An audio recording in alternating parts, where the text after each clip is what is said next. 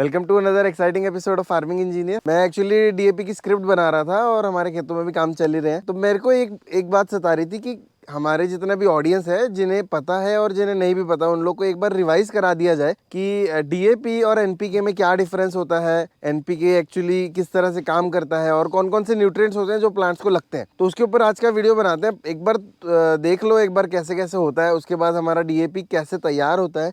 अगला वीडियो उसके ऊपर आ ही जाएगा, तो वीडियो को लास्ट तक देखिए और चैनल को अभी तक सब्सक्राइब नहीं किया तो सब्सक्राइब का बटन दबा दें। तो पृथ्वी के ऊपर अगर कोई भी प्लांट है तो उसे सर्वाइव करने के लिए बहुत बेसिक सी चीज़ों की ज़रूरत पड़ती है। सबसे पहला सनलाइट, जो उसकी एनर्जी तैयार करने में हेल्प करता है। दूसरा कार्बन डाइऑक्साइड, क्योंकि वो इनहेल एक्सेल वो करता है। और तीसरा जो है वो है वाटर, जहाँ से उसको ऑक्सीजन और हाइड्रोजन मिलता है। तो ये तीन चीज़ें हमारे हाथ में नहीं है। मोस्टली पानी का हम कंट्रोल कर सकते हैं, कभी देना है कभी नहीं देना है, बट अगर रेनी एरिया है तो वहाँ पे वो ऑटोमेटिकली लेता रहेगा। एक और चीज़ प्लांट्स को लगती है, वो है न्यूट्रिएंट्स, जो वो ज़मीन से लेता है, सॉइल के अंदर प्रेजेंट होता है। ये न्यूट्रिएंट्स एक्चुअल में मिनरल्स होते हैं जो अलग अलग सॉल्ट से तैयार होते हैं और वो मोस्टली ज़मीन के अंदर ही होते हैं। अलग अलग लैंड कंडीशंस के हिसाब से, जैसे अगर आप राजस्थान में जाओगे तो आपको वहाँ पे फॉस्फेट्स की ज़्यादातर मिट्टी मिलेगी, कैल्शियम युक्त मिलेगी। वही अगर आप महाराष्ट्र में जाओगे तो यहाँ पे कई जगह पे चूना पत्थर की मिट्टी मिलेगी। तो हर एक लोकेशन पे अलग अलग मिट्टी का स्टाइल है, अलग अलग न्यूट्रिएंट्स हैं। कई बार वो बैलेंस्ड होते हैं, कई बार बैलेंस नहीं होते। तो वो आपको पता चलेगा आपकी जब भी सॉइल टेस्टिंग करेंगे। गवर्नमेंट की बहुत सारी लैब है, हर तालुके के अंदर, डिस्ट्रिक्ट के अंदर नीचे तालुका होता है, तहसील जिसे बोलते हैं। तो हर तहसील के अंदर एक गवर्नमेंट की लैब होती है जहाँ पे आप अपनी सॉइल को दे सकते हो और वो आपको टेस्ट करके आपको बताएंगे कि आपके ज़मीन के अंदर कौन कौन से न्यूट्रिएंट्स, कौन कौन से मिनरल प्रेजेंट है, कम है, ज़्यादा है। सब जैसे अपना ब्लड टेस्ट का रिपोर्ट होता है ना, सेम वैसे ही रिपोर्ट आता है। तो वैसे तो कई लोग बोलते हैं कि 19 प्रकार के न्यूट्रिएंट्स लगते हैं, कई लोग बोलते हैं 14, कई 16।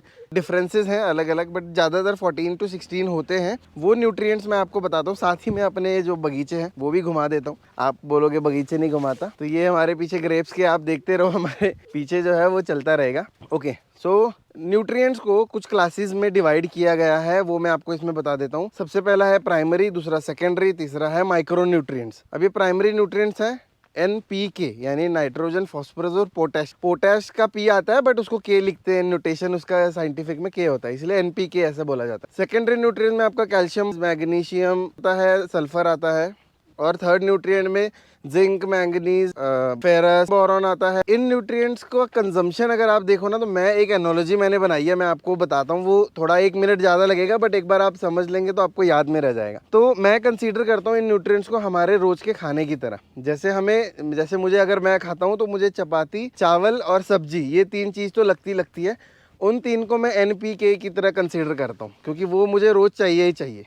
तो सेकेंडरी में कंसीडर करता हूँ, जैसे हमारा पापड़ हो गया, या फिर भजिया हो गया, या फिर दही की एक कटोरी हो गई, या कोई स्वीट डिश हो गई। तो ये जो सेकेंडरी न्यूट्रिएंट्स हैं वो मुझे अच्छे लगते हैं, बट ज़रूरी नहीं है कि मुझे हर रोज़ वो मिले ही मिले। तो उसी तरह सेकेंडरी न्यूट्रिएंट्स का होता है, आपको रोज़ उसकी देने की ज़रूरत नहीं होती। आप अगर 1 हफ्ते में, 2 हफ्ते में भी दोगे, या फिर जिस तरह खाने में अगर मुझे दही रोज़ नहीं मिलेगा, बट 1 हफ्ते में 1-2 बार अगर मिल जाए तो भी सफिशिएंट है। थर्ड जो माइक्रो न्यूट्रिएंट्स है, मैं उसे कंसीडर करता हूँ अलग अलग टाइप ऑफ चटनीज, मतलब चाहे खोबरे की हो, चाहे शेंगदाने की हो, या अचार हो। तो ये जिस तरह हमारे प्लेट को कंप्लीट करते हैं, उस तरह ये माइक्रो न्यूट्रिएंट्स पेड़ के न्यूट्रिएंट्स को कंप्लीट करते हैं। आपको माइक्रो न्यूट्रिएंट्स रोज देने की जरूरत नहीं है। आप अगर किसी ओकेजन के टाइम पे ही ये सब चीजें हम परोसते हैं, तो उसी तरह ओकेजन के टाइम पे माइक्रो न्यूट्रिएंट्स देते रहेंगे, तो वो प्लांट्स की डेफिशिएंसी को दूर कर देगा। तो ये एक छोटा सा मैंने एग्जाम्पल बताने की कोशिश की, पता नहीं आप लोग तक वो एनालॉजी पहुंची या नहीं, बट मैं कुछ इस तरह से उसे याद रखता हूँ कि उसकी रिक्वायरमेंट्स किस किस तरह से है। रोटी, सब्जी और चावल की ज़रूरत मुझे रोज़ पड़ती है। दही, पापड़, भजिया, अगर जो सेकेंडरी न्यूट्रिएंट्स है वो मुझे हफ्ते में 1-2 बार दे दोगे तो भी चलेगा। और चटनी, अचार, ये चीज़ें हैं अगर किसी ओकेजन पे मिलती है, स्वीट डिश वगैरह, तो चलेगा, नो प्रॉब्लम। तो उसी तरह से ये इसके न्यूट्रिएंट्स का है। इस तरह से हमें न्यूट्रिएंट्स को बैलेंस करना होता है अपने प्लांट्स के अंदर। अब हम फोकस करते हैं NPK के ऊपर। NPK की ज़रूरत कब पड़ती है और किस किस स्टेज में पड़ती है। तो जब भी आपका कोई प्लांट लगाते हैं और जब प्लांट छोटा होता है, जर्मिनेशन के बाद जितना भी उसके अंदर वेजिटेटिव ग्रोथ होती है, यानी हरा जो पार्ट है, हरा पार्ट जब वो बन रहा होता है, तो उस टाइम उसे नाइट्रोजन की सबसे ज़्यादा ज़रूरत होती है। तो वो टाइम पे आपको नाइट्रोजन युक्त जितने भी फर्टिलाइजर्स हैं वो अप्लाई करने हैं। ज़्यादातर तो यूरिया का एप्लीकेशन होता है। दूसरा है अमोनियम सल्फेट, ये भी एक नाइट्रोजन युक्त फर्टिलाइज़र है। तो वेजिटेटिव ग्रोथ में आपको देना है नाइट्रोजन, सेकेंडरी आता है फॉस्फोरस, उसके बाद कोई भी अगर आप प्लांट लगाते हैं ना तो उसके बाद उसकी कली आती है, कली आने के बाद उसके अंदर फूल आता है। फ्लावरिंग के स्टेज पे मैं सजेस्ट करूंगा कि आपको कुछ नहीं देना, कोई न्यूट्रिएंट्स नीचे से नहीं देना, कोई ज़्यादा स्प्रे नहीं देने। फ्लावरिंग एक नेचुरल प्रोसेस है, जितना नेचुरल आप उसे रखेंगे उतना बढ़िया वो होगा, क्योंकि पॉलिनेशन के टाइम पे सोचो अगर आप कुछ स्प्रे करते हो और वो पॉलिनेशन के जो केमिकल्स रिलीज होते हैं उसे डिस्टर्ब कर दे तो पूरा उसका प्लांट का लाइफ साइकिल डिस्टर्ब हो जाएगा, राइट। वो स्टेज में आप कुछ मत कीजिए। फ्लावर निकलने के बाद उसके अंदर लगता है फल जो भी है, उस फल की ग्रोथ के टाइम पे उसे फास्फोरस की जरूरत पड़ती है, तो वो फास्फोरस आपको देना चाहिए वहाँ पे। साथ में नाइट्रोजन देना चाहिए क्योंकि उसका साइज एनलार्ज होगा। नाइट्रोजन और फास्फोरस आपको डीएपी में से मिलेगा। डीएपी क्या है मैं आगे बताने वाला हूँ, तो आपको वो डीएपी में से मिलेगा। साथ में अगर आप सिंगल सुपर फॉस्फेट देते हैं या फिर और भी बहुत सारे 10, 26 इस तरह के जो एनपीके आते हैं वो आप दे सकते हैं, जिसके अंदर फास्फोरस की मात्रा है और नाइट्रोजन की मात्रा है। डेवलपिंग स्टेज में आपको देना है फास्फोरस यानी पी, और लास्ट स्टेज जो है, जो मैच्योरिटी की स्टेज है, उस स्टेज में आपको देना है पोटैश यानी कि के।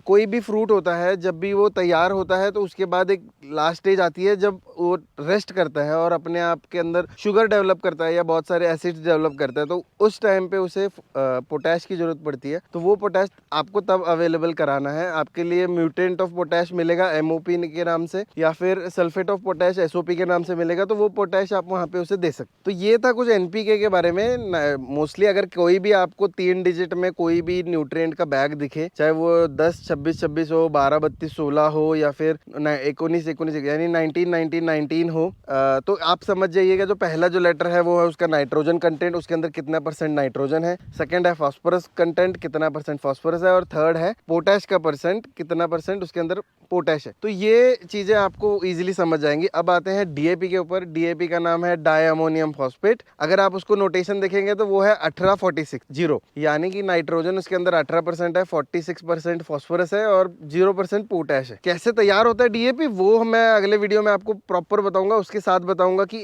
जो सिंगल सुपर फॉस्फेट होता है वो भी कैसे तैयार होता है, तो वो हम वहाँ पे डिस्कस करेंगे। बट मोटे मोटे तौर पे आपको बता दूं, एनपीके और डीएपी के अंदर ज़्यादा अंतर नहीं है। डीएपी को एक अपना अलग स्थान मिला हुआ है क्योंकि इजी टू अप्लाई है और ग्रोथ के स्टेज में डीएपी अप्लाई करने से बहुत अच्छे रिजल्ट मिलते हैं। इंडिया की लैंड में पोटैश की कमी नहीं है, इसलिए एडिशनल पोटैश आपको सप्लाई नहीं करोगे तो भी चलेगा। इस वजह से पोटैश का ज़्यादा प्रचलित नहीं है नाम। ज़्यादा जरूरत पड़ती है यूरिया और डीएपी की, क्योंकि यूरिया ऑब्वियसली वेजिटेटिव ग्रोथ के टाइम पे वो लगता ही लगता है। आपको जितना जल्दी आप उसको प्लांट को बड़ा कर दोगे उसके बाद वो उतने ही ज़्यादा फ्रूट्स दे सकता है। सेकंड, डीएपी लगता है फ्रूट के डेवलपमेंट के स्टेज में, और पोटैश जो है मोस्टली दलहन जितने भी होते हैं ना हमारे दाल वगैरह, तो वो दाल पक जाए उसका बीज, तो उसके टाइम पे पोटैश लगता है। बाकी के ज़्यादा क्रॉप्स में पोटैश की जरूरत जल्दी नहीं पड़ती है। तो डीएपी एक एनपीके ही है, ज़्यादा उसके अंदर नहीं है, बट वो बहुत प्रचलित है, इस वजह से उसे एक अलग से नाम दिया गया, अलग से लोग उसे पहचानते हैं। हर एनपीके का एक केमिकल नेम होता है बट वो ज़्यादा प्रचलित नहीं होता, हम उसे नोटेशन के वाइज ही समझते हैं। जैसे एसओपी 0050 होता है ना, तो वो सल्फेट ऑफ पोटैश के नाम से है। कई लोग उसे सल्फेट ऑफ पोटैश भी बोलते हैं, कई लोग 0050 भी बोलते हैं। यही था डिफरेंस एनपीके और डीएपी के बीच में। तो और भी अपने वीडियोस आते रहेंगे, डीएपी का वीडियो जरूर आएगा। साथ ही अगर हम फर्टिलाइजर कर रहे हैं तो वाटर सोल्यूबल फर्टिलाइजर जो हमने इजराइल से मंगाते हैं, हम लोग इजराइल ने बहुत इधर फेमस कर रखा है, वो फर्टिलाइजर्स क्या होते हैं, कैसे बनते हैं, कैसे वर्क करते हैं, या फिर ये पोटैश जो है इसका अपटेक कैसा होता है, फॉस्फोरेट का अपटेक कैसा होता है प्लांट के अंदर। यूरिया के वीडियो मैंने बताया था, यूरिया का एंजाइम होता है जमीन के नीचे, वो नाइट्रेट में कन्वर्ट कर देता है अमोनिया को और फिर वो प्लांट उसे अपटेक कर लेता है। तो डीएपी का भी मैं वर्किंग बता सकता हूँ आपको अगले वीडियो में। मिलते हैं फिर। ये वीडियो वैसे भी बहुत लंबा हो रहा है तो मैं भी चलता हूँ अपने काम में, स्प्रे करने हैं आज मेरे को। तो मिलते हैं फिर अगले वीडियो में, ठीक है? तब तक के लिए बाय बाय।